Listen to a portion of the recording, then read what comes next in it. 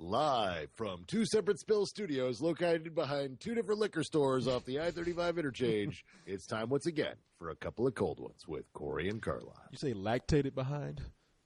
Located behind. Oh, okay. All right. Well, you can Lactating behinds or something. It's a magazine I've never subscribed to, I swear.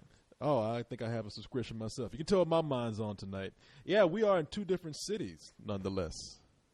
We are indeed. I am in Austin, and you are up in the frozen north.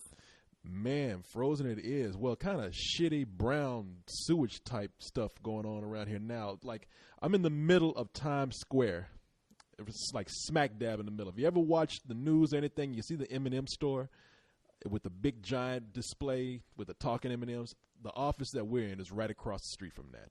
Was that the only place you could find a signal? Was the middle of Times Square? You're wandering around looking for a signal downtown? If you turned on TV right now, I am sitting on top of the giant M&M. That's the only place I could actually find a good connection.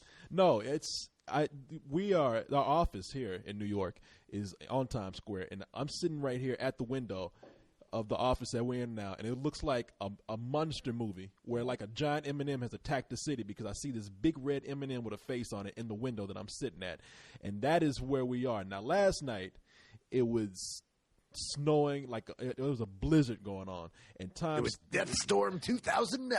Oh, man, it was insane down here. I'd never seen the middle of Times Square with as much snow as this. I came to New York once before where there was a blizzard going on back in like 2004.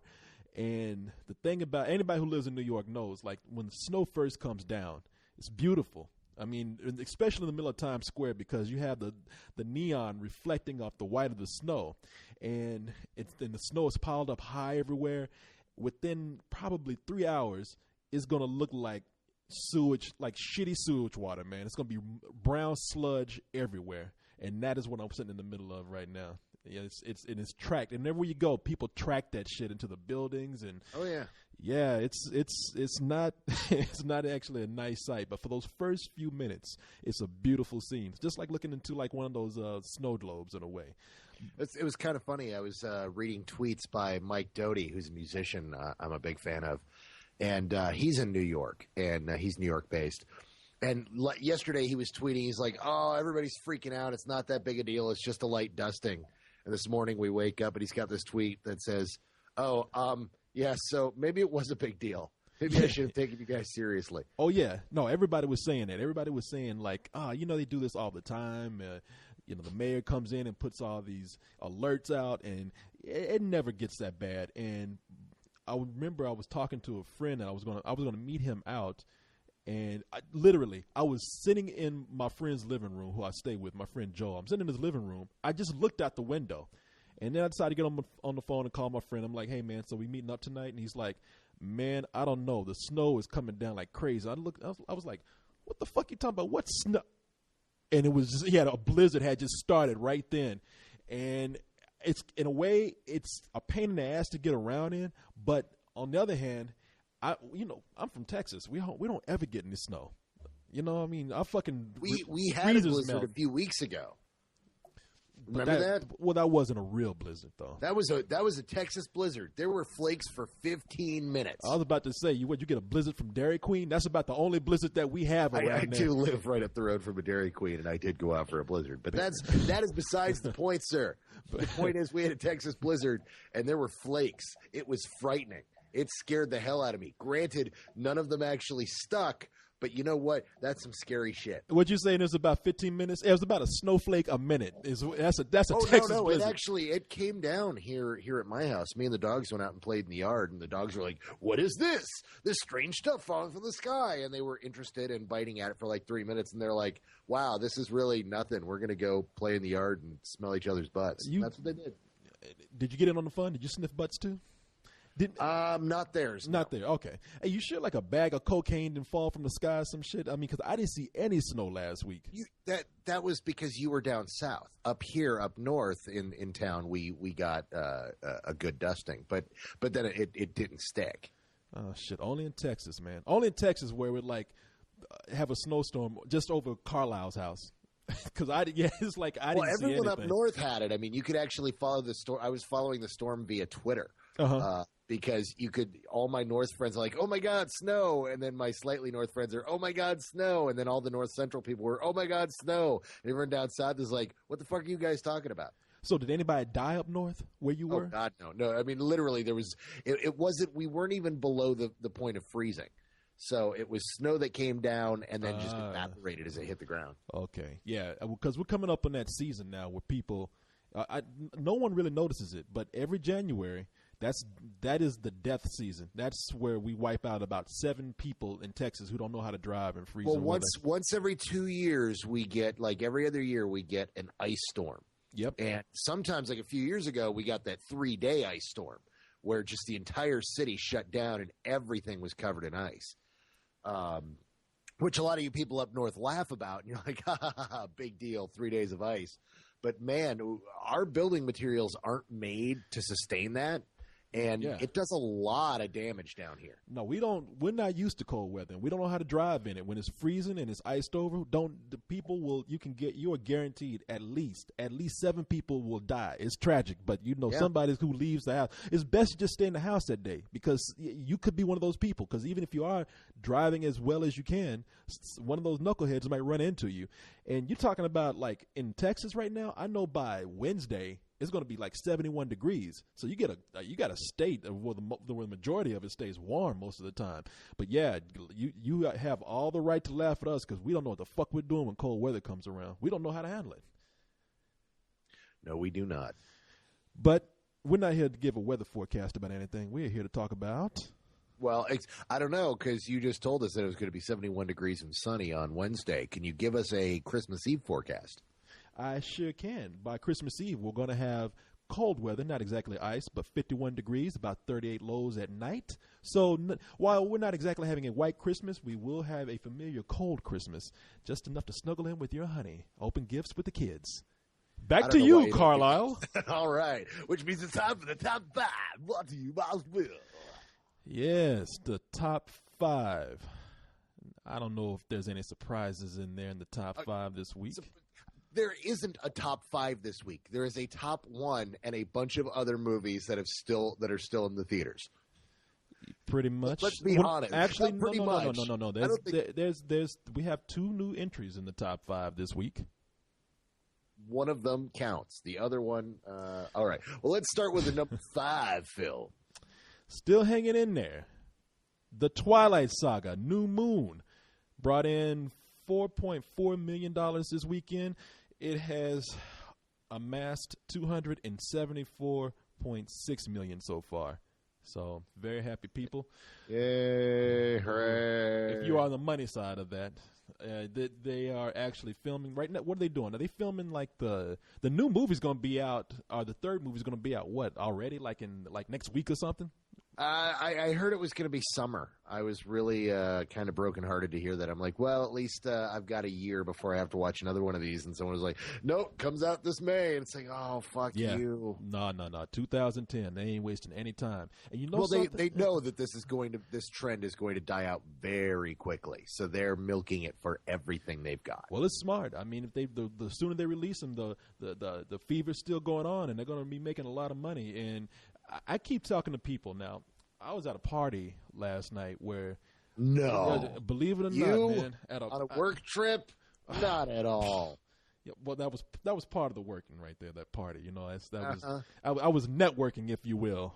Yes, on our behalf. Nudge, nudge, wink, wink, poke, poke. Know what I mean? Know what I mean? I was talking to this guy's either wife or girlfriend or something, and she was talking to me There's about a surprise. Yeah, you know, before I pulled her away, you know, hey baby, what are we talking? A more dark, comfortable place. No, she was telling me she was reading the books, and I was just like, okay, yeah, I know you and every other fucking female in this world is reading those books. What else is new? And she's like, says, and this is one of the common things that I see between the people who read the books and enjoy them and the people who don't enjoy the movie, but I've heard about the what is it, the 5th book, and even kind of like went through the book. Everybody keeps saying that book, the one where the baby comes out and the wolf. Oh, that's the 4th book. The 4th book. Okay, the one where the wolf, when the wolf man like imprints on the baby and falls in love with a 2-year-old kid, and the baby comes out of the vagina like as a 2-year-old kid and all this kind of weird shit. Everybody keeps saying that movie must be made. I have to see this film. Either the females say it's the best book, and all the guys are girls or whoever who don't like the book. Where you're hearing people who say it's the best book? It's well renowned as being the book where the saga flies off the rails in a bad way. Like if most of the fans I've talked to or read from, they're dying to see it because they can't wait to see how fucked up they do it. But it's the movie where the minute one of the big turns happens in the saga, nobody likes Bella anymore. She becomes completely and totally insufferable as a character, apparently. By that point, they don't hate her by like the second book, because I hated her in that second Well, no, movie. we hate her. But apparently when you read her, the books, she's not as whiny.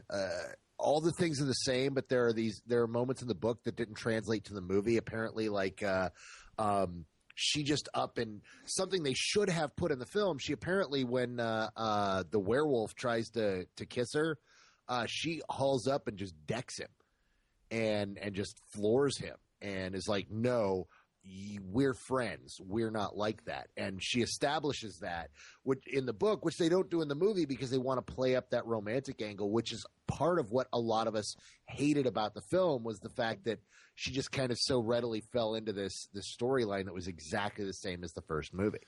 Yeah, well, this girl was telling me last night how much she loved that book and how much she's waiting for that movie to come out. And I'm like, yeah, you and everybody else, even people who hate that movie, they want to see just how fucked up this is. Oh, yeah. I'm dying to see it. So, I've had the fourth book explained to me, and I was like, oh, my God, that's actually the movie I want to see. And apparently they want to split it up into two. They want to Deathly Hallows it. Yeah, they do. Yeah, that's one of the things they say. They want to film that movie at the same time and spoil. Film one film and pretty much make two movies out of it. Why? I don't know. But And apparently she's working on a fifth book. Yeah. And which is the first book, but told from Edward's point of view. Yeah, that's what I heard too, which I don't know. I would say that sounds shitty, but apparently it doesn't matter. It's because people go see that shit anyway. So anyway. Well, I don't know if they're going to make a film about that. They might try, but that would be really hard considering the actors are going to be far older at that point. Well, maybe James Cameron will take over by that time, and he can make a CG Bella and Edward. So. Well, who knows what they'll do by that point? Who gives a fuck anyway? Let's go to number 4. The number 4 film of the week. Carla, did you hear about the Morgans? I did. I heard they sucked shit through a straw, actually. Through a straw. A straw, motherfucker. They sucked the shit through a straw, drinking it whole, baking it and putting it in a fucking pie. It all sucks, and it's a terrible movie. And I'm even disappointed to hear that movie came in at 4th place with a very small $7 million flat. So you did see it then, right? Oh man, yeah. Unfortunately, I saw it. Yeah. See, I'm so backed up on reviews and have seen so many films in advance this month that I looked at it and said, "Wow, I actually." When I hit all my quotas and can't write anymore, I actually have 2 films that are screening this week that I can't see. Oh, bummer. I can't see Did You Hear About the Morgans and the Chipmunks movie, The Squeakquel. Damn it. That so sucks for me. Yeah, both these movies came out of nowhere. Like Cyrus called me right when I was getting off of a plane to say, hey, did you hear about the Morgans is playing? And I actually got in a fucking cab and sped over there. And I had to get in the cab anyway, so it was either like going home or going to the theater. And I said, well, shit, since I'm going somewhere and the theater is actually closer, I'll just go to the fucking theater and watch the movie. I mean, 2 of us need to talk about it anyway. It will probably make for a good review. And it did, because that is one of those movies where you just have fun making fun of that shit. It's so bad. It's really is a terrible movie. It's one of those films that it's like Doc Holliday. You have a couple hiding out in a backwards hick town, and everybody in that town is stereotypically backwards country and dumb. That sounds more like My Blue Heaven. Never saw. What was that? Who was in that? Never saw it.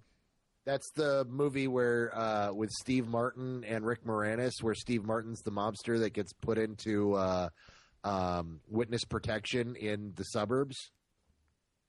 There was also another movie like that, and they said the poster was even the same thing. It was a movie with not Timothy Dalton. Who was the fucking James Bond right before Daniel Craig? You know what I'm talking about?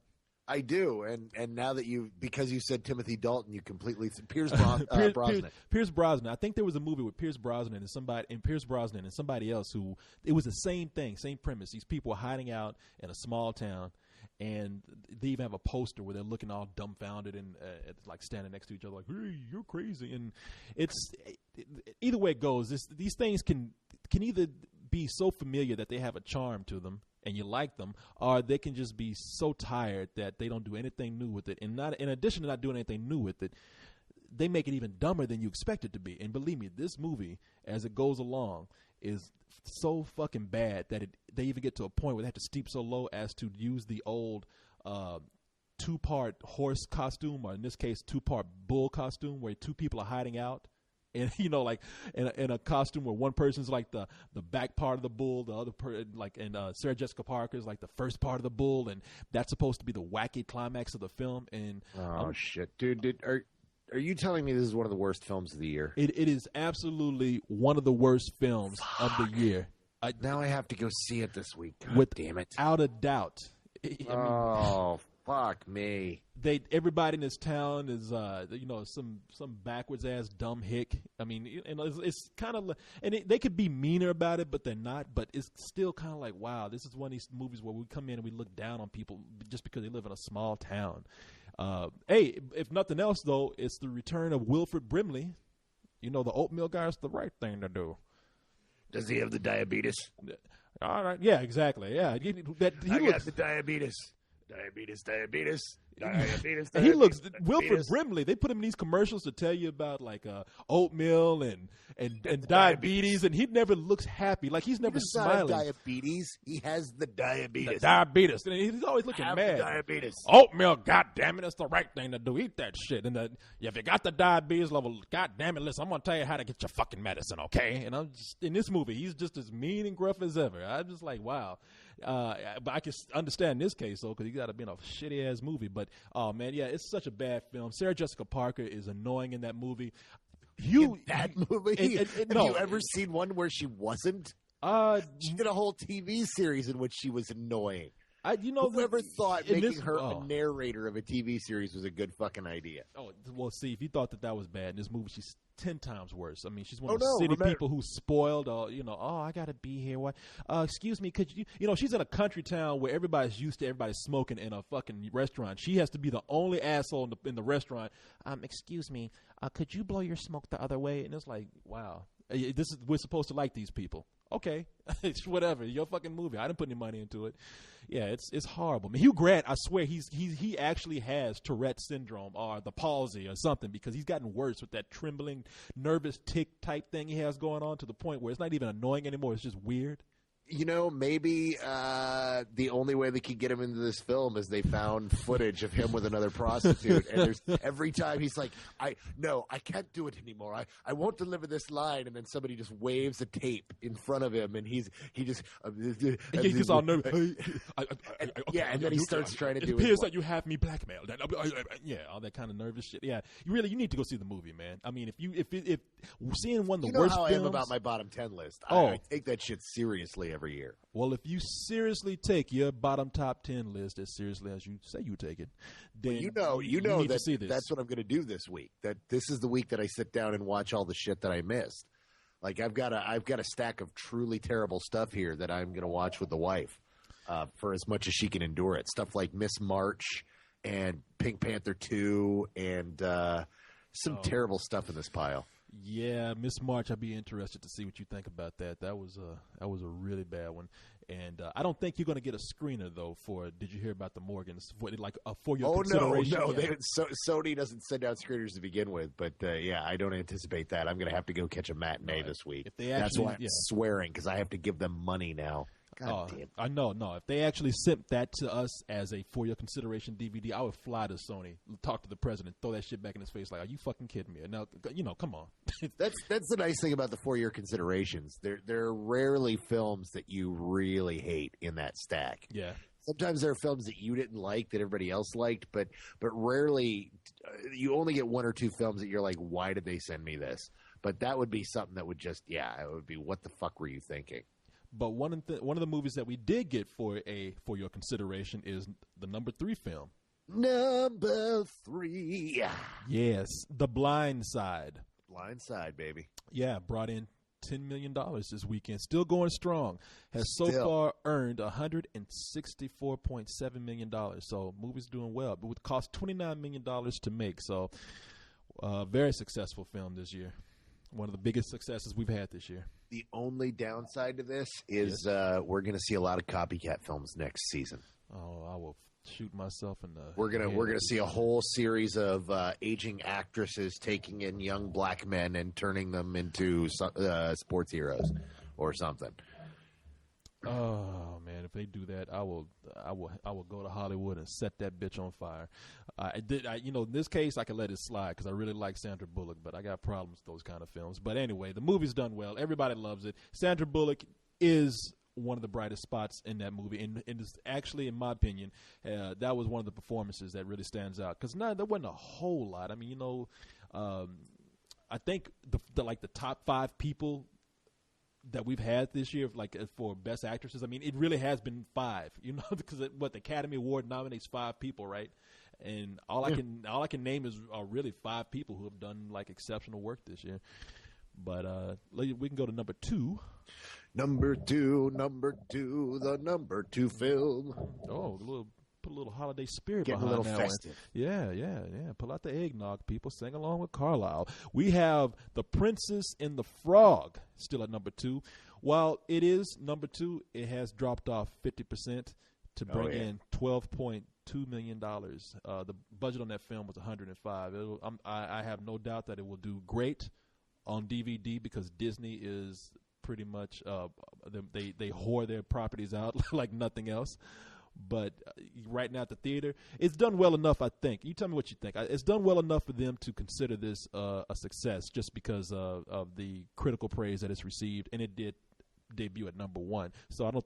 They have already started working on that second 2D animated feature, and that one probably will be more successful than this one, hopefully. Well, how much is done so far? $44.8 million. It's not bad when you consider worldwide. It'll make its money back, and really, what this will do is selling toys. Yeah, that's what I'm saying. And it's that was one of the selling points of this whole venture was the fact that not only was this Disney's first black princess, but this gave them a whole new kind of market that they could appeal to. And I know already that they're doing really well. So I wish the movie were doing better because we all really liked it. I mean, it's a good movie. Yeah, no, I wish it was doing better too. I mean, it kind of fell within my expectations for it as far as doing well. I didn't think I would have been pleasantly surprised had it done better, but I kind of figured it would do this kind of business. But not bad. I think when Disney started doing I guess it's considered their second golden age with the Little Mermaid. I think the Little Mermaid opened up with similar numbers, so not bad. I think they'll that 2D studio will be doing well for a few years thanks to this. So that brings us to number 1. Yeah, some weird independent film that nobody's ever heard of is the number 1 film this week. This came out of nowhere. Everyone is surprised. Of course, for those of you that don't know, it's a film with such a low budget, they had to use the papyrus font for their title script. Yeah. And this, of course, come on, it's Avatar. Yeah.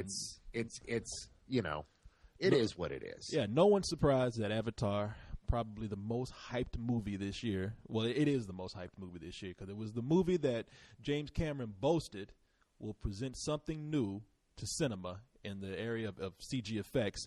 And, hey, for all I can say, he was right.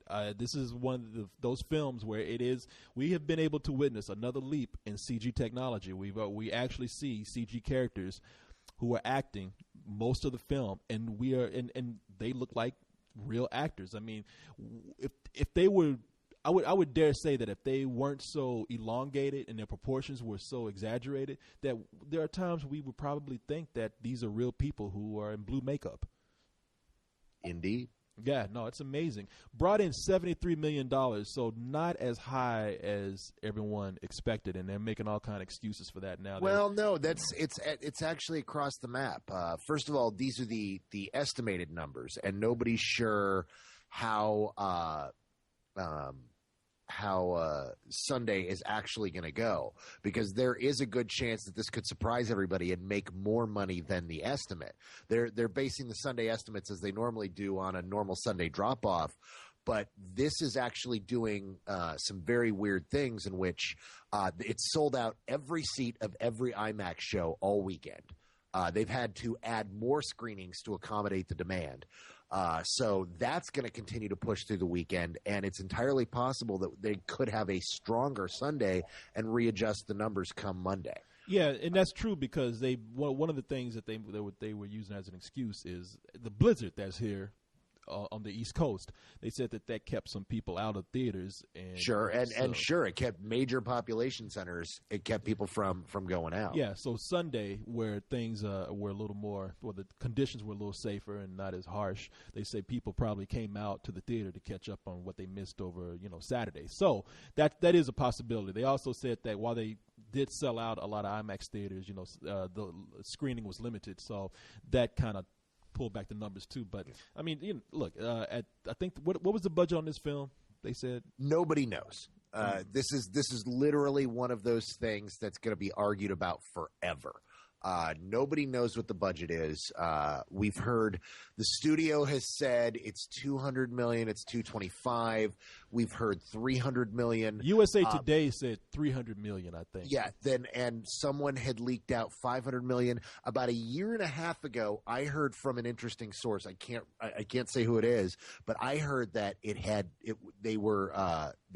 behind the scenes people were talking about $625 million. And that was a really weird number. There was somebody who had walked out of a screening of early footage and said, wow, now I know what $625 million looks like on the screen. And that number was floated. So when I heard 500, I didn't even blink, because that's nothing compared to what they were, Yeah. So we don't know. The big thing is that Cameron has been developing this 3D technology for 10 years.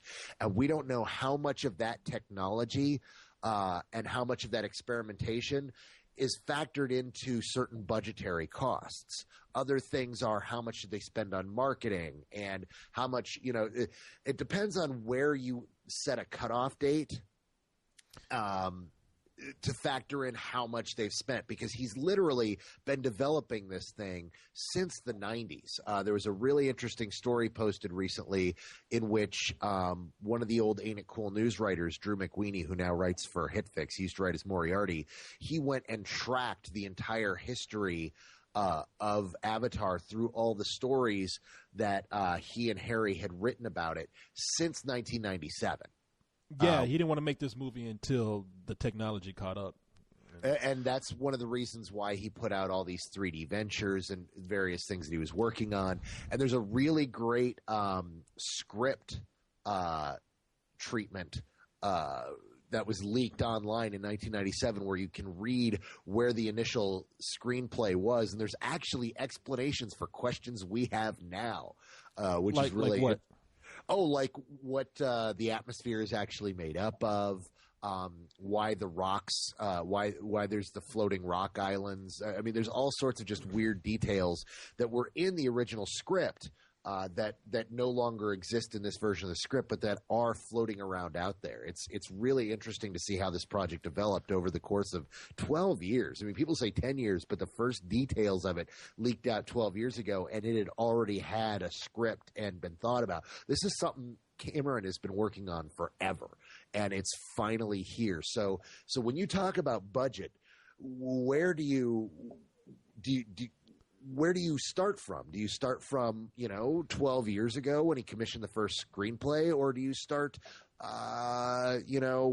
once production started this time? Well, officially, I would say that it would start when production actually started on the movie, because, like you said, a lot of, if you remember, like the Titanic 3D, I mean, he was claiming a long time ago that he was playing around with 3D because he wanted that was going to be the next phase in bringing people back to the theater is 3D, and so all that money went into other things, not exactly this film. I expect like when production started on Avatar, that's where you would start tallying the budget on that. Like you but say, now you're nobody not knows. counting pre-production. Now you're not counting any money they spent on production art or on the screenplay or any number of those aspects. Yeah, I mean, who knows? And like you said, we're all speculating. I mean, neither one of us knows what he did, what the budget is, where he started. I don't even think people in the company really know. That's the thing. I think this is one of those situations like remember that whole Payback debacle back in the 90s? Payback, Ransom. That's what it was. Mel Gibson had one of those deals where he was paid not a regular salary, but he drew a percentage on the back end, and he didn't get money from it because they claimed that the movie never made money, and Entertainment Weekly had gotten a hold of the budget sheet in which the budget that the studio was claiming, and it was literally one of the most bullshit things you've ever seen in your life, where you're like, holy shit, there's so many line items in here that are clearly inflated to try to show that they didn't make any money, so they didn't have to pay Mel any money. And the thing is that the only people who know how much this cost aren't allowed to tell anybody how much this cost. And so nobody's ever going to have a real number. Yeah. So was this like a George Lucas type thing where he funded most of this himself and then just used the movie studio as a distributor? I'm not certain. I'm of the opinion, or at least I'm of the information that I have is that this was very much Fox, and that Fox was heavily involved in this because he had made Fox so much money on Titanic, which had partnered up with a couple of other companies, that they literally wrote him a blank check and said, "Take what you need. We know you're good for it." And that's why they pumped so much marketing into it and did some pretty embarrassing things to try to expose people to Avatar and to build up the brand. Embarrassing things. Did you not see Game 4? You make it sound like James Cameron was giving hand jobs on the bridge or some shit to get it financed. You know what? That wouldn't have been as embarrassing as what they did in Game 4 of the World Series.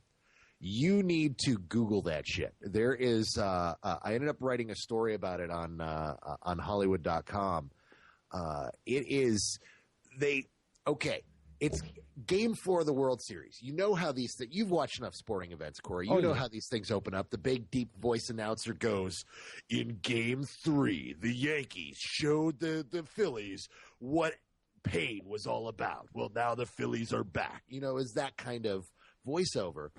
Well, this time they had that voiceover cut in with footage and dialogue from Avatar, and they were trying to get that voiceover to mesh in both with what had happened in the previous games and what this game was, and try to make it make sense with the Avatar footage they were showing. And it became one of the most forced, ham-fisted things I've ever seen, in which you see players running out to the field, and then all of a sudden it cuts to a bunch of the Marines running through the forest firing machine guns, and then you've got, big sky battles and people hitting baseballs, and you're like, what the fuck is this fucking garbage? Yeah, they've been trying to mimic what they do with the NBA. Like the NBA, they do that all the time, where they're talking about. They don't do it during the game though. Like they'll show like footage of basketball players doing that shit, and then they'll like mix in footage from a movie.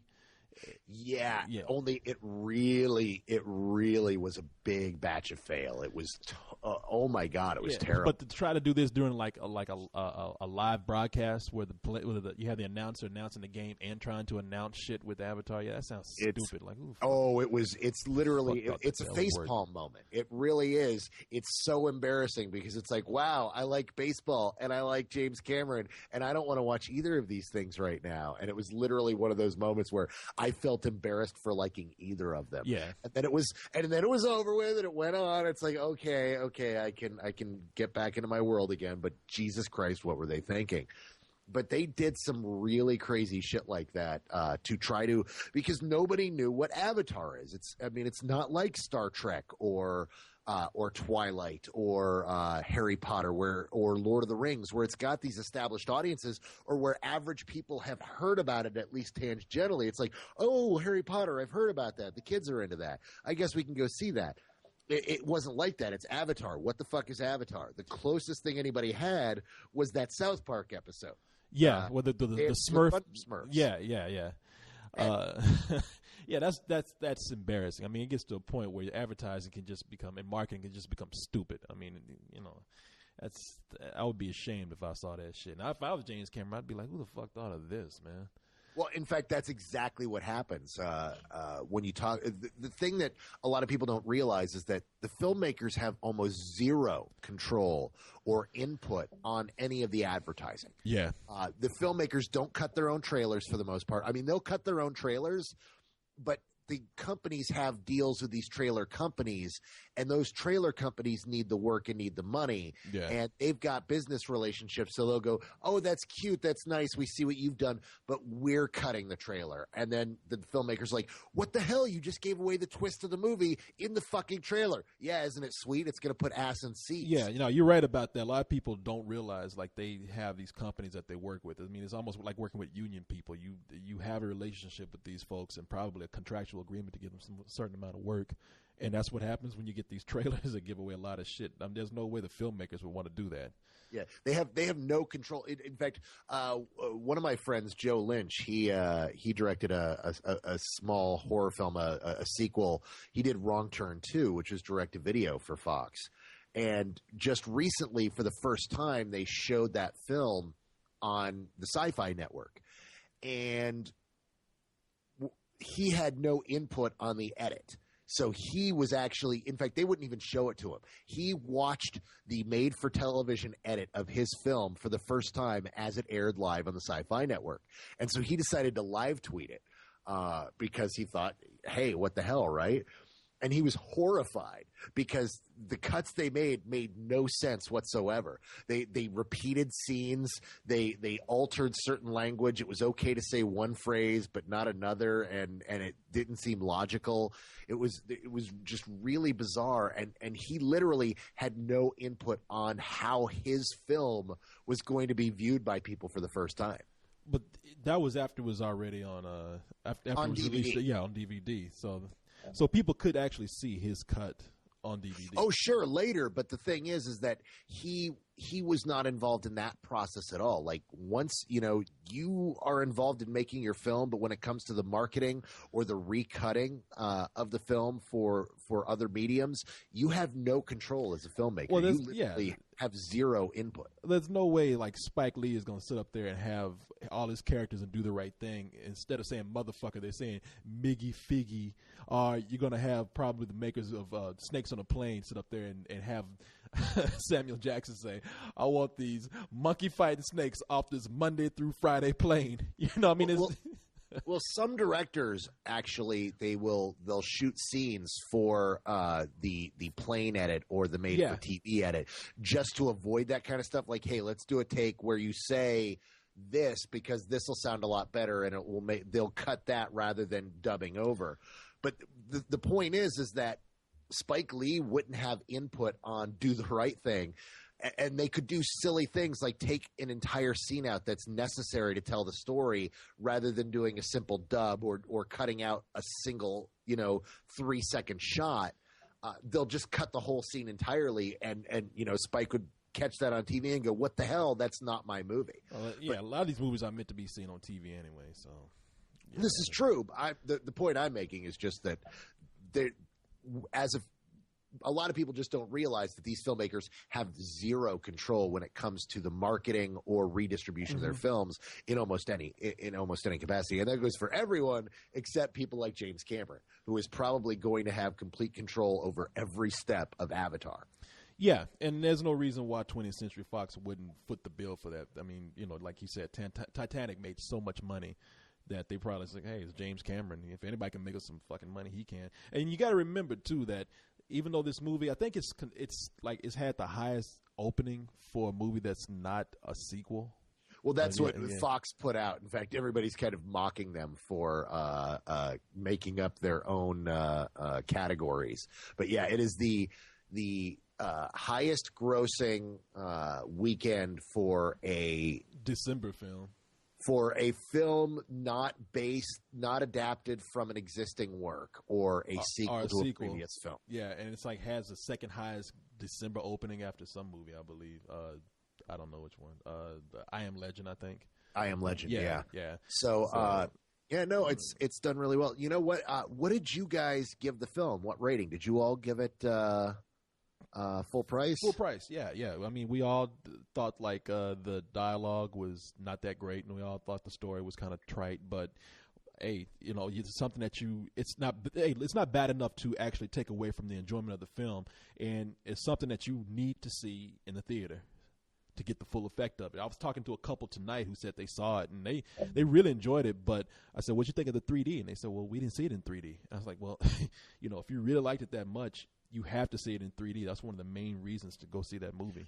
Well, I'm actually looking forward. I've seen it. I had seen it twice before it was released. I'm looking forward to checking it out in 2D on the big screen, just to watch it without the 3D, just to see what it's like on the big screen in 2D.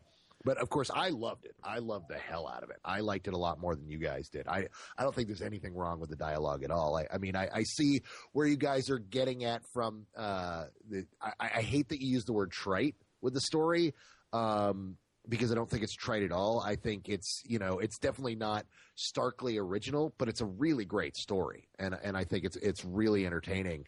I think you guys just got spoiled by the whole Dances of Wolves comment beforehand, because that's what you said when you came out. You're like, it's Dances with Wolves. And it's like, no, dude, it's Dune, not Dances with Wolves. It's all of that. It's Dune, Dances with Wolves. Leon had said, what do you call it? The Last Samurai. I mean, it's a theme that if it's not done very well, it could be trite. I mean, it's a theme that's done over and over again. It was done really well, though. I'm not trying to take away your enjoyment from it. No. I'm having the discussion with you now since I wasn't able to be there for recording. Yeah. For those of you that were curious, Corey had to go out of town, so he recorded it right after we saw the movie, which we never do when a film showed to us that early. And it was BNAT weekend for me, and I had to go right from the film to the airport to pick up some friends. And Corey was like, "Yeah, no, I'm leaving town, and I come back, and I'm home for like 12 hours, and then I turn around and go to New York again." So it was literally one of those things where we just couldn't record. So so telling you now, I absolutely love the film. I give it a high full price, and we gave it full price too. Yeah, I want to give it better than Sex, but the one problem I have is that it is you have seen the story before. It's very much Dune. It's very much Lawrence of Arabia, and it doesn't have enough surprises to it to take it to better than Sex for me, but I love the hell out of it. I've seen it twice. I'm going to go see it again in 2D without the 3D because I do love it that much, and I'll see it a couple more times before it leaves theater because it needs to be seen big, and I'll no doubt own it. But it came in I just compiled my top 10 list tonight, and it came in number 3. So it's not quite my favorite film of the year, but it's up there. Yeah, and when I say trite, I mean I do mean that. I like those. We see movies with the same theme all the time, but in the case that we have here, we had it with characters who, in my opinion, just didn't have a whole lot of dimension to them. And not to say that I didn't feel for them, because the characters I felt for the most were the Na'vi, who weren't even real. And what's the girl from Star Trek who plays Zoe Saldana? Zoe Saldana, who's hot even as a blue alien. I really felt her emotion, and that was the incredible thing about the film, is that this is really the first time that I've seen like acting of this sort for a CG character. And I've seen some amazing CG in the past, but never like this, to where I really bought them as real people, like as flesh and blood actors. Well, the key is the eyes. I mean, they really have finally perfected the eyes and the slight facial changes, because that's one of the things that you just don't see in the CG, especially in Zemeckis' mocap, is the wide range of emotion possible with the just the way the eyes and the eyebrows move. He's never been able to get that right. That's always been everyone's complaint, and Weta nailed it. And what they did with the eyes just the slight little changes around the eyes sometimes it means everything. And it's what nails that everything in this film. You forget you're watching CG creatures and you buy them as actors. Yeah, I think the first time that I'd seen that kind of CG where I was truly amazed is with Gollum, and I haven't seen anything of that level since. And I finally saw it here, and they were able to incorporate motion capture very well with these actors now, because it's not only the eyes, it's like body movement too. It's like it's not perfect, and that's exactly what you need to have a convincing CG actor, is imperfection. And I was looking at this like, finally somebody's getting it right. Now, can they apply this to human beings? I don't know, because we still have the whole thing of these being made for people who are exaggerated, creatures that are exaggerated, things we're still not familiar with. So can they apply this to people which we are very familiar with looking at? I don't know, but they really have upped the technology here. Yeah, I just didn't like any of the human characters all that much, except for maybe Sam Worthington. But like you probably heard our review, I hated the military dialogue in this. Like all the military guys, I thought those were like some of the worst stock characters. Oh, see, that's the thing, is I love Stephen Lang. He's actually one of my favorite sci-fi characters in a long time. I love him, and I thought he was a great bad guy. I hated his dialogue, but him as an actor, that guy is incredible. He was in, you probably didn't recognize him, but he was in, no, because the thing is the guy's old. Oh, no, he's 57 years old, and he's built. 57 years old, and he's been playing his age for so long, and he got in shape for this, and is just a badass. Well, he said he's always been in shape. He was at Comic-Con, and everybody was asking all these questions about the movie. And my biggest question was to Stephen Lang. I was like, man, you look like you could kick the shit out of everybody in this room. You are obviously an older gentleman. What do you do? And he's like, man, I grew up in a neighborhood where that's what we did. We lifted weights. We were tough guys.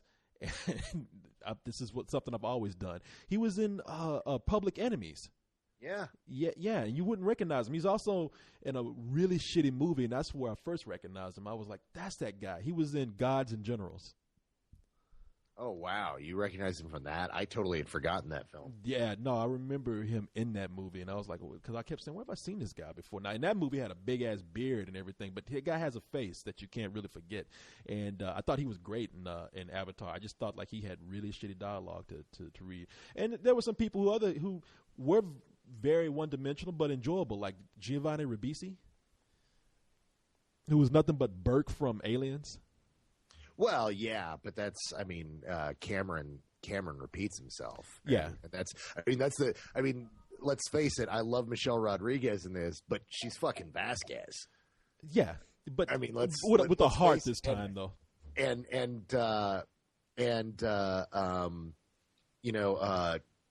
David Joel Moore, or Joel David Moore, I forget. I want to say Joel David Moore.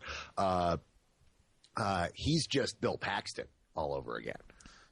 He's great in that role, but he was a scientist assistant, right? And came over away from being Bill Paxton, and he was Sigourney Weaver's like assistant. He was the other scientist, right? Yeah, he was the kiss ass. Yeah.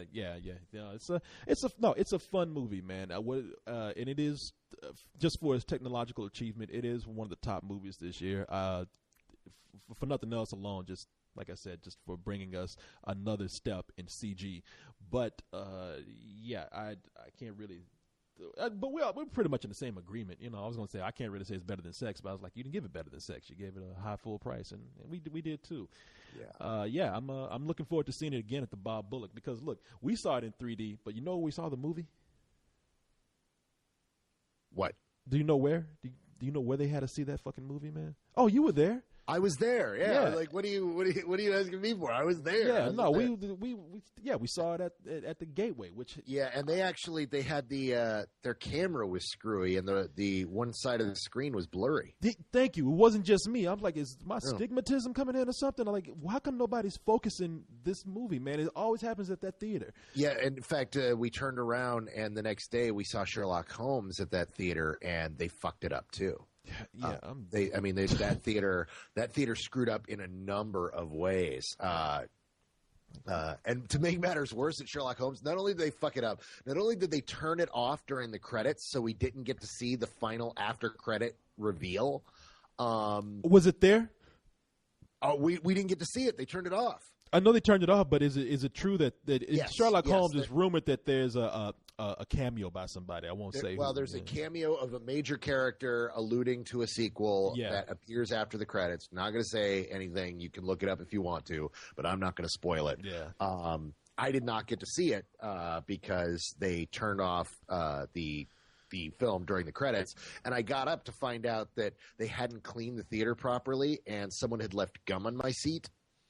And so I was sitting all through the movie and had this big wad of gum smeared all over my ass. So You I'm just had already a bitter shit at them. experience. And then it's added to that. It's like, you motherfuckers, you fuck up the 3D, you fuck up Sherlock Holmes, and now you fuck up my blue jeans. God now you fuck up my ass. You gave me a gummy ass. Yeah. I think that's a Swedish candy, actually. I was about to say a nice package of Carlisle's gummy asses. Gummy asses is how they're pronounced over in Sweden, but yes. So, needless to say, yeah. But I got to see it there, and then I turned around and got to see it at BNAT at the Alamo Drafthouse. So that was, which I guess they had a better screening projection of it. Oh God, yes, it was in 4K digital. Yeah. See, I'm going to go see it at the Bob Bullock because. See it in IMAX. Yeah, at the people IMAX, keep asking me, they're like, do I see it in IMAX or do I see it in a regular theater or do I see it in 2D? How should I see it? And it's like, dude, how do you think you should see it? This is going to be the first time you see a new Cameron film. How do you want to remember that? Do you want to remember it on a shitty screen? Do you want to remember it flat or do you want to remember it in IMAX? Let's be honest. Do it in real IMAX and not IMAX. But that should say how much I did enjoy the movie because after seeing it in that shitty swamp water screen they had on in that theater, I was still really like the movie and I plan on seeing it again. It's a good thing I want to see Sherlock Holmes again too because knowing that cameo at the end is there, I will stay to see that. Even though I'm getting sick of that shit, man, of having to sit through the credits to wait for something at the very end. I am too. In this case, I'm willing to allow it because it was one of those things that it would not have fit in the movie, and what they have to punctuate. I guess they could have fit it into the movie fine. You know what they could have done? See, here's the thing: they could have fit it either at the end, and we're talking about Sherlock Holmes people. They could have fit it at the end as a little epilogue, or they could have played some credits for a little while, just a little bit, and then come in with that scene, so you don't have to sit there and wait. I agree. And in fact, most of my problems with that film have to do with the ending. So it'll be interesting to do that review. Did you guys already record it? Yeah, we recorded it before I left. So, but you didn't even tell me that you were recording it. That week you came from BNet, and I thought that you were shut down, man. You said you were resting up after that. So I'm not gonna bother you if you're trying to get some sleep because 24 hours watching movies will wear anybody out. So, but I want to mention something real quick, but I want to ask you before we get off of BNet. You saw Kick-Ass. Yes, I did see Kick-Ass. How was it? It was Kick-Ass. I knew you were going to say that. Everybody has to say that. Yeah, no, you and I hopefully will do a recording of that very shortly. Yeah. I was talking to Jamie about that, and we should. We don't have a whole lot to work with. I imagine we'll probably do 2 reviews for it. And we'll put a review up of some kind, whether it be an audio or a video. But yeah, we should. There's tons of video floating around, and worst comes to worst, I might be able to pull some strings and see if I can get us something. But the fact of the matter is, it is a really great film. It was the star of BNAT. I'll have plenty more to say about it later, but it is everything everyone is hoping it is. It's going to be that big surprise geek film of this year. And it is very much Matthew Vaughn's film. The guy who did Layer Cake, and sadly Stardust. I like Stardust. You watch yourself. I hate Stardust. It's such a piece of shit. I loved it, but I really like that movie. Back off.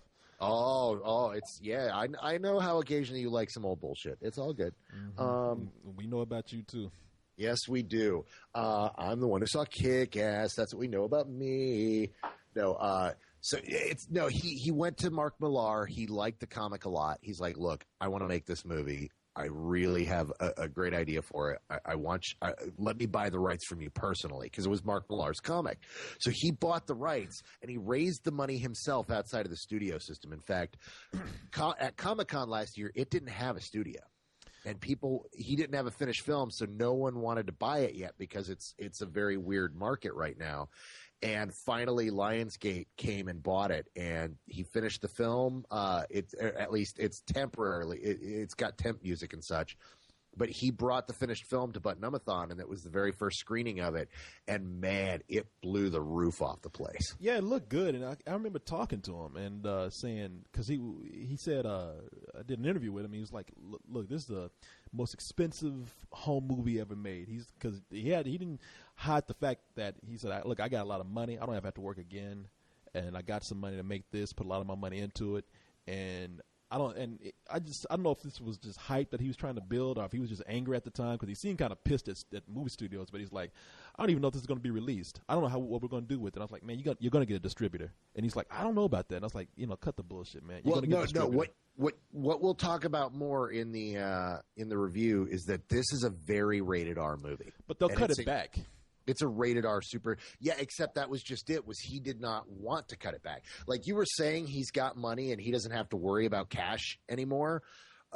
Before he was a director, he was a producer, and he produced Guy Ritchie's films. Mm-hmm. And the minute he split from Guy Ritchie was the minute Guy Ritchie's films started to suck and his movies started to rock. And he's got that money from Snatch and from Lock, Stock, and Two Smoking Barrels and various other things that he's worked with. And I think he was born into money or something. I get the feeling that he did, he came from money too. So, but I mean, he's a cool guy. It's just like, but yeah, they're going to, there's no way from what I heard about the movie that they're going to release it with the level of violence they have it in there. They're going to cut something out of it. No, that's just it. Is they got their R rating.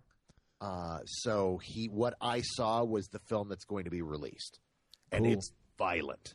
I mean, it's fucking violent. We'll talk about it in the full review. But man, you guys, seriously, people are gonna the Spilios are gonna lose their minds for this fucking movie. It was made for fucking Spilios. Yeah, if you haven't heard of the comic, it's about a kid who goes out and tries to be a real superhero, and he suffers the real consequences of trying to do that. But turns out that the more he's out there fighting crime, he actually becomes like not exactly a superhero, but he becomes very recognized by the public and becomes a celebrity. And he actually goes out and starts to fight crime from all the lessons that he's learned. And in the film, if it's anything like the book, it's supposed to capture that level of violence because it does become very violent as he encounters two characters in there, a father and daughter team who go out and fight their own brand of justice. And the girl even though she's like a little girl, she's extremely violent in the movie. And in the film, the dad is played by Nicolas Cage. Right? Yeah. Yeah, and Nicolas Cage, I hear, is great in that role. Yeah, we'll get more into this later. We'll do the full review. I don't want to give everything away now, but yeah, he's pretty fucking fantastic. Did you hear that Brittany Murphy died? Yes, I did actually. I heard about that first thing this morning. Yeah, she died of what they say right now is natural causes. She was found dead on her bathroom floor. She was 32 years old, so a lot of people who have died before their time this year. She enters the ranks of those such as Michael Jackson and Patrick Swayze, and a lot of people even talking about this DJ that died, DJ AM, who I knew of. I don't know if a lot of people who are on our site knew of the guy, but I didn't know about him until he died. But I know a lot of people who are familiar with him. Yeah. So we have another one here. Brittany Murphy. and this one's particularly heartbreaking. Everyone that I know that knows her, I unfortunately never had a chance to meet her, but she was one of those few people that I kept getting told by all my friends who were friends with her that, oh, you have to meet Brittany. You have to get to know Brittany. Brittany is the sweetest person in the world. She's awesome. I've never heard a negative word about her. Anyone who's worked with her that I know, anybody that was friends with her, everybody adored her. She was that total sweetheart that everyone was in love with. And everybody was just destroyed when they heard about it this morning. She died of cardiac arrest. And there's a lot of weirdness floating around about that now. I think this is going to be an odd week hearing about this. Yeah, it sounds like there's going to be a lot of stuff that's going to come out later. Because, look, I'm not saying that she died of any kind of drug use, but a lot of people they're going to think that it is an overdose simply because she died of a cardiac arrest on her bathroom floor. Well, Yeah, it's going to be. It's either when it comes to that, it's either an overdose or it's anorexia. yeah, and She's extremely skinny, and she was the same age that Karen Carpenter was when Karen Carpenter died of cardiac arrest. yeah. So yeah, it could be anything. I mean, And her husband is really kind of a kooky dude. And there's lots of info coming out on him now, and people are starting to compile that together. And he asked that there not be an autopsy? An autopsy. They're going to do an autopsy.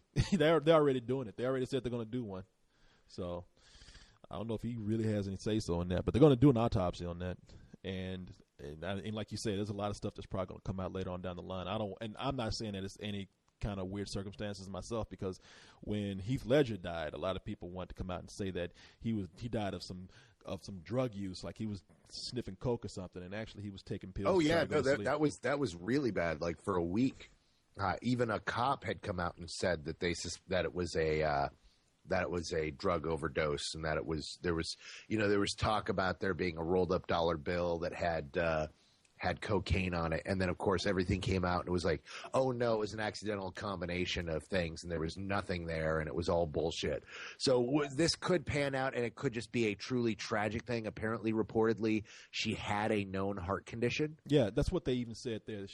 The article I was reading, they said that she had a history of some certain physical conditions. So who knows, man? I'm not going to say anything. It's just, yeah, it's sad. 32 years old, man. I heard you keep reading nice things about her, too. So Alicia Silverstone is the person that they ask who hardly ever kept up with her. So I was like, wait, that's the person you talk to? She's like, oh, when I worked with her on Clueless a long time ago, she was a sweet person. That was the problem, is that so many people think of Brittany Murphy and they think Clueless, and they don't think about the great career she had since then. Like, she's done some incredible stuff.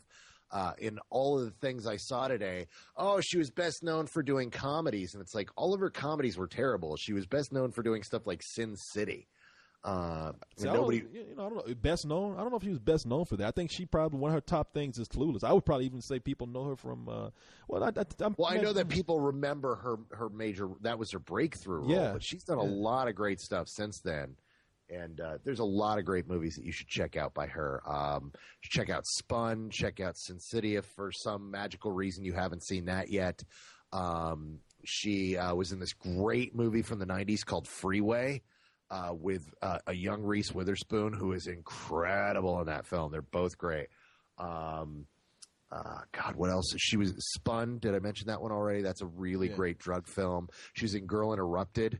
Apparently a friend of mine went and rewatched that today and said it's particularly tragic watching her in that role and then seeing what happened this morning. So I was about to say, because that movie didn't end. She didn't have come to a very good end in that film either. So. No, so it's no. She's done some really great stuff. She chose some really poor films. No, she made some bad 90s. Ones. Uptown Girls and Just Married were a 1-2 punch back to back that made us kind of facepalm over. What was that movie that she played like a girl who wouldn't talk, like One Last Word or something like that? She was that's one of the movies I remember hating. Her in and hating that film, especially in the trailer, they had her like trying to play like this mentally unstable girl, and she was just annoying doing that. That was the one with Michael Douglas. Yeah, I'll never tell no one. Tell no one. That's it. Yeah, but she's done a lot. Hey, look, she did a lot of work, and you could tell she was one of those actresses who still had a good career ahead of her. So it's sad to see. 8 Mile. I forgot to mention 8 Mile. I didn't think she was great in 8 Mile. She was great. You hate her, and you're supposed to hate her, and that's what's so great. She plays such a skeezy, slutty whore bag. That's what I didn't like about it. Like, well, no, you're not supposed to like her. That's what's so great is that, like, every other role she does, she's this bubbly, dainty, sweet, adorable girl, and in this, she's just like the super skank. She does something where you go like, wow, that was shitty what she did. But I thought they skanked her up a little bit too much. I thought, like, not to any fault of her own. I just thought it was laid on a little thick. But she had a good career ahead of her, man. And sadly it came to an end there. So I'm looking at pictures of her. We have a picture up on the site where she's real skinny, man. And wasn't there reports of her one time, like maybe having a bout with anorexia? Can you think of an actress that there haven't been reports aside from Kirstie Alley, that there haven't been reports of anorexia. But in this case, I'm looking at No, she was super thin. That's why I'm curious to see what's going to pan out this week. And by curious, I don't mean I'm like chomping at the bit, waiting for this information. I know that no matter where I go, I'm not going to be able to escape the story this week. That this is the story of the week up until Christmas. So I'm curious to see what people like Ashton Kutcher have to say about her. He already responded today. They were really, really close because they dated for a while. Yeah, he was really close to her mom. And actually, he put out his condolences and said that this is a horrible tragedy and that she was, I think he used the phrase ray of sunshine, and that he adored her and that they had stayed friends after they broke up and that this was just heartbreaking. And that's all you're going to hear because seriously, I've talked to a number. For some reason, she's one of those actresses that just I was, that 1 degree of separation that I'm friends with so many people that have worked with her, and everybody just always brought her up because everyone loved working with her. Everybody thought she was just a gem. And when I read that this morning, it just my heart sank because I know that I'm going to end up talking to several of my friends this week about this, and they're just going to be destroyed over it. And she was Luann on. Oh yeah. No, that on King of the Hill. There's another degree of separation. Of course, Leon is good friends with Mike Judge. Yeah, who worked with her, and so yeah. Oh well. On to happier things, such as email. Such as email. Let's do a few quick ones before now that we're down. I know I'm up here crying and shit. I know I'm gonna make it through the rest of this fucking show. All right. Well, here's one from. I don't. Damn, you wait. Can you not say his name? What are you that shaken up by Britney Spears? You can't. No, or Brittany Murphy? You Britney can't. Spears. Britney, or either one of them that you can't read that email. We have one here from the Truce de Rape or the Truce Redape. Oh shit. Okay. You know what? It doesn't matter. The fact there's no breakups in a bunch of words that don't make any fucking sense. The Truce Red Ape, maybe. Okay. Okay. The Truce Red Ape. They'll know who you're talking about. Yeah. What is the longest movie marathon you've ever done? I'm talking one film after another with maybe short bathroom breaks in between. Corey? Oh, you asking me? Well, didn't yeah. I thought you were going to say something because you just came from a 24-hour marathon. Well, yeah, I've done a total of 27 hours one year. Every year at Button-Umathon, we do 24 hours, and it's give or take. 1 or 2 years has ended up like 23 and a half. 1 year went to 27 hours. This year was 26 and a half hours. We started at 11 a.m. on Saturday and ended at 1:30 p.m. on Sunday. And only 1 year went longer than that. Yeah, okay. I myself could never do that, so my respects to you. I mean, I think Button-Umathon is cool, and God bless the people that go, but I could never stay in one spot that long and watch 24 hours worth of movies. I barely got through. The longest I've ever done is that I spent a day watching all 3 Star Wars movies at a theater, the originals, and it was a good time, And I said then I would never do it again, just because. I'm the type of person where I feel like I should be working. I guess that's the workaholic of me in me speaking up. I just can't sit down and watch movies all day. So after that Star Wars experience, I just said I will never do that again. But I had a fun time doing it. I also did Trilogy Tuesday, which was a lot of fun. That was 12 to 14 hours of Lord of the Rings movies. That was pretty cool. See, I could never do that. That was it was all the special editions. That was so fucking awesome. But although to top that, there were 3 different days in which I've played 31 to 33 hours of a single video game in a single sitting. I did 33 hours of Pokemon once. I did 33 hours of Diablo, and I did 31 hours of World of Warcraft once. You know what? I have spent a whole day playing video games. Like I played a video game for close to 24 hours to beat it, and this was back when I was in college. When I got out of a semester, I had to cut loose somehow, and that was my form of relaxing. But I could do that. I think I could do video games easier than I could do movies because I'm not just sitting there. I'm active, and I'm always if I'm playing a game, it's always opening me up to some new area or there's some new clue to discover, and so I could probably do that more than I could do movies because I don't know, I could get addicted to video games very easy. But yeah, movies, that's the longest I've ever done, like Star Wars. So do you got another question there? Yeah, from Tom G25. Barring technical difficulties, is it ever justified to ask a theater for a refund? Yeah, it is. Yeah, it's always, you can ask a refund for just because you. So I know some theaters where they said, you know what, I didn't like this movie, and they gave people like a gift certificate or you know a voucher to come back. Is it justified? Because see, I would argue no. Because personally, I hate the notion of people asking for refunds for films just because they didn't like it, or people who walk out 10 minutes in and are like, "Fuck this movie, I don't want to watch it. Give me my money back." I'm always kind of bothered by that. I'm of the opinion that if the marketing got you to sit down and watch it, and you actually occupied yourself during that time watching it, then yeah, you don't really have a right to get your money back. I think if the theater screws up, but he said barring technical difficulties. But okay, not technical difficulties, but if you're in a theater and there's a family or some kids or just a noisy audience member, disrespectful audience member in there ruining your experience, then you have the right to come out and say, I would like to have my money back. And you know, I would argue that almost if you went and said, can you please take care of this, and they go, I'm sorry, you just have to deal with it, then yeah, that would be the reason where yeah, you can ask for your money back. But that's why I go to the Alamo Drafthouse every chance I get. But if somebody's in a theater and they're having a bad theater experience, they have a right to ask for the money back, I think, and they have a right because no telling what they'll say though. Because they could say, look, I came in here and yeah, I could go back in and have you take care of it. But one, I missed some of the movie. Two, they ruined my experience for watching the film. I would like my money back, and the theater has the right to give that person the money back. All right. So do you have an email? Oh, yes, I do. Let's see.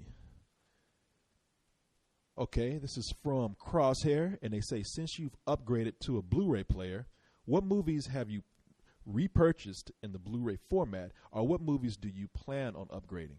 That is a good question because there are a lot of movies that I plan on upgrading. Now, people have already heard me say that I've watched The Dark Knight over and over again. I had that already on DVD, and I bought the PS3 because I knew it came with that package at the time. And I've watched that. I watched it twice in a row the first time I got it because the Blu-ray player looked so good. But there are some movies I'm planning on upgrading, but I'm not sure if the quality is up to standard, even though they're on Blu-ray. Like, I don't know. You tell me, Carlisle, if you've heard anything different. But like the Harry Potter movies, I think they've brought them all out on Blu-ray so far, and I've heard that they've actually, and those are some movies that I said I want to actually get on Blu-ray. I want to see those movies again on Blu-ray, and I've heard some people say, well, they just did a transfer from DVD to Blu-ray. They really haven't reformatted it to get the most out of the Blu-ray format. I think that's what they're doing right now is because they just released year 1 and year 2 in special edition Blu-rays. Mm-hmm. I think that's their method of double dipping. I think that's how Warner Brothers is trying to get you to buy Harry Potter as often as possible, is that they did the original transfers to Blu-ray. It's like, hey, it'll play in your Blu-ray player. And it's like, okay, now here's the really cool, super duper souped up versions. And that's shitty if they do that. That's not right. It is if that's what they're doing. I'm not 100% if that's what they're doing or not. Yeah. I haven't heard any complaints, but then again, I haven't asked about it. To answer the initial question, mainly Star Trek movies is a big thing. I had Star Trek II: The Wrath of Khan on DVD, and I got it on Blu-ray. I got the whole box set because I love Star Trek II: The Wrath of Khan, and I was sent Star Trek on DVD, and I'm dying to get it on Blu-ray. I asked for it for Christmas. Hopefully my wife gets it for me. If not, then I will be taking Christmas money out on the 26th and buying myself a copy of Star Trek on Blu-ray, because I just love the shit out of that movie, and I want to project it and play it loud and big. Because that's the thing, is I actually have a projector and a stereo system. So like DVD movies are the things that I bring in and watch on my computer while I'm painting or working. And the Blu-ray movies are the stuff that I want to play big. So I don't get a lot of Blu-rays. I only have one small shelf of them now. That was something else I did buy. I bought, they had a special thing last week where for 24 hours you could buy all 5 seasons of Lost on Blu-ray for $100. And they owed me a $9 credit for screwing up some shipping on something. So I was like, hey, it'll cost me like $90. So I got all 5 seasons of Lost on Blu-ray, because that's something I'm going to want to watch over and over again, high def. I want to check out the Pirates of the Caribbean movies on high definition. I'm not crazy about the third one, but I've seen the first 2 on display at a store, and I'm like, wow, this looks incredible. See, actually, that was what turned me off to Blu-ray the first time, was seeing the second one, because the Blu-ray digital transfer made all of the computer effects look like a video game. Like when it lost all the graininess of film, it looked like a video game, and I'm like, why are they projecting a video game on the TV? Oh my God, that's the movie. Really? Because I watched it and I was like, wow, this is the thing that turned me on. I was like in Costco or something, and it was showing Pirates of the Caribbean. I was like, okay, I see what they're saying right now. And I think, and I know what I'm going to do. I'm actually taking back the TV that I have, and that there's nothing wrong with it, but I love Blu-ray so much, and I love high definition television so much now that I'm taking my TV back and getting a better TV, and I'm getting a bigger and better TV. Like the one that I have right now is a 720 DPI television. It's a 32-inch, and I'm having a great time. You're going back with for the it. 1080, aren't you? I'm going. Yes, you damn right. I'm going back for the 1080. And this is what's great about Target. Target has a 90-day return service, so I was just waiting for the right TV to come up for the right price, and I finally found one, I think, and I'm like, yeah, I'm going right back. And it was the video game that actually sold me on high definition at first, but then after watching Dark Knight, I was like, fuck. And and there's I don't know if Criterion is releasing Blu-ray format yet. Do you know? I'm not sure. No, I am sure. Yes, there are several Criterion Blu-rays. I just got recently Wings of Desire. They released on Blu-ray, and I got that. Okay, so the Akira Kurosawa has a box set. They have the Criterion has a box set. Yeah, of Akira Kurosawa movies, and it's like 25. Yes, Akira Kurosawa movies, and it's a box set that's about $300. But fuck, man, for that many movies on Blu-ray and from a classic director like that, I mean, the guy's he's a master. And I was saying, did they send you the Mel Brooks collection? No. I don't get that was something Fox sent to me, and that's the nicest thing Fox has ever done for me. 9 Mel Brooks movies on Blu-ray all together in a collected set. Yeah, no, I haven't. I see what you and Cyrus do with those DVDs, and because you get DVDs sent to you in Blu-rays now, and I'm thinking of like trying to get on that list and do that too, because don't you fuck things up for us. It was hard enough when Cyrus fucked things up for me. I ain't fucking anything up for anybody. I'm gonna get what I need to get. That's gonna be that. Yeah, that's the opinion that Cyrus took, and you can deal with him when you do to him what he did to me, where he's like, hey, I'm seeing that Carlisle's getting this stuff sent to him, and I'm the guy who runs the DVD section, so you need to send it to me. And all of a sudden I stopped getting stuff, and what's going on? It's like, oh, we're sending it to this guy. It's like, I wasn't even getting it for that site. Yeah, so no, you got them but you get them anyway for like for what? Well, now I've gotten back on most of the lists. I get them for film.com, Hollywood.com, and Any Cool News. So yeah, shit, I'm the guy who fucking runs Spill. I get whatever I want to fucking get. Don't say shit to me. I'll go. You can deal with Cyrus, because they won't send 2 copies to Spill.com. They'll start sending them to you, and then Cyrus will be, why aren't I getting DVDs anymore? And that's the argument you guys can have. I wouldn't take his DVDs away from him. You would be taking them Comic Boys DVDs away. them funny book boys. That's all they have in this world is them funny books and their their Blu-rays. Leave them alone. No, I wouldn't. Leave Cyrus alone. No, I wouldn't dare take his DVDs away. I didn't say anything before because I never watch DVDs. I never do. I don't watch movies at home. I'm starting to stream some stuff now for Netflix because I can work and do it at the same time. But man, I'm so fucking busy. Like we watch so many movies. Like when I come home, the last thing I want to do is watch a movie. But with Blu-rays. Now, I will watch the Akira Kurosawa box set because I love that guy. But as far as watching movies, I don't even have to watch the plot. I could just leave it up on the screen and just appreciate the quality. I don't have to like pay attention. Just enjoy. It's like having an aquarium at home. Well, it's like you normally watching movies. No, I'm usually asleep at that time in the theater. Or checking your email. Or both. Falling asleep while checking my email. But yeah, man. Do you want to do another email? Or are you good? Oh, we're almost at an hour and a half. So if you do, choose a quick one. Okay, I'll see Some if I of can us choose. have to pee. Well, you can pee while I read this if you like. Not in this room. I can't. You should bring a bottle to these things. You know, like when people take road at this trips. point, I really should. You never cut it off. I know. Let's see here. It's like let's do this. The 12-hour marathon of us talking about goats. Here's one right here. Right. From MJC 1428, who's never written before, who says, if Morgan Freeman were to pass away, knock on wood, who is the next guy in line for the king of narration in movies? Okay, first of all, knock on wood because you're hoping for it, or that's knock what I thought. It's Okay. like, why do you hate Morgan Shoot Freeman? this motherfucker. Shoot this motherfucker. Hey, good question, but I don't know. I imagine you have an answer though. Well, I mean, first things first, they'd probably start throwing money at why can't I think of his name all of a sudden? I was James Earl Jones. Earl Jones. But here's the next guy who is actually the next guy in line for the king of the narrations. This is one of the biggest, best voice actors out there. One of the busiest voice actors out there. Keith David. I was about to say Keith David because for some reason that's the thing is if you need a great narrator, you get a black man. I mean, that's just how we do it now.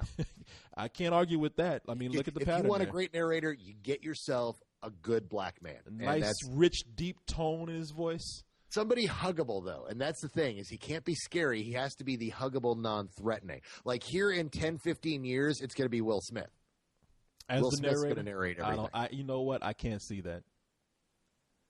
I just can't. Have you not closed your eyes and ever listened to the soothing baritone voice of Will Smith? I have, and it's mostly like this. If I could see Will Smith narrating a penguin movie. Look at these little penguins coming on over this hill. They're so cute. I love these little penguins. And this time of the year, these penguins like to mate. When did Will Smith become Eddie Murphy? He's always been Eddie Murphy. If you listen to the way they talk, the way they joke around, I love penguins. Yeah, but give him a chance to actually get old, fine-tune his pipes for narration. I think he could do it. I mean, come on. When I don't think anybody looked at Morgan Freeman on the Electric Company and said, you know what, this guy is going to be the narrator 30 years from now. This guy's going to play God and the president and he's going to be the president of the United States. He'll be the president of South Africa. This guy's going to be everywhere. That is true. You can't really tell. Some black men voices, they just age like a fine wine, and Will Smith might be that guy. Will Smith has a great voice, and he's considered, just absolutely golden. I think at some point they're going to try it, and I think it's going to work. I tell you what, there's a little flaw in your whole lovable and huggable theory there. Keith David is scary sometimes. Except that Keith David comes in playing lovable, huggable roles on a regular basis. He plays scary, but so did James Earl Jones. He played Darth Vader in Thulsa Doom, for fuck's sake. There's another one. That's what I'm saying. They're not always huggable and lovable. Except that, come on. These guys are huggable and lovable. Everybody loves I don't know. Keith David, do you remember ATL? He walked in the house looking for his daughter. Everybody was scared. You remember him in Agent Cody Banks where he was the really cool, occasionally yelly but endearing head of the CIA. Never saw that, and I got 5 copies. Of that Agent movie Cody. at home. See, you need to give me a copy of Agent Cody Banks because I'm the guy that actually really likes Agent Cody Banks. Please take one out. It's man. a good fucking movie. I heard it's a good movie. Unfortunately, I saw the sequel, which was bad. It was The a piece sequel of shit. was painful. But the guy who wrote the original screenplay went on. He now writes for Fringe and is moving up the ranks in the whole J.J. Abrams pack. Hey, no, you can take one. Take 2 copies. I'm not doing anything. If with you them. still have them, next time I'm over, wrap it up and give it to me for Christmas. I'll give you 2 of them. I'll wrap. You'll get twice as much Christmas Cody Banks fun this year. And I love me some Cody Banks, man. That was a fun little movie. I remember you and Leon watched it, and you told me how good it was. I'll get around to it. Yeah, like 8 years later. What about me? Maybe if I just hang in there long enough, I might be the next black narrator if you give me time. I think it's going to be Will Smith. Okay, all right, people. You know what? It's a hat. We're at like an hour and a half, so I have to pee and we have to go. This is the voice of God saying, This "Good is night." CNN. And CNN. Mufasa. May the force be with you all. Good evening. Good night, everybody.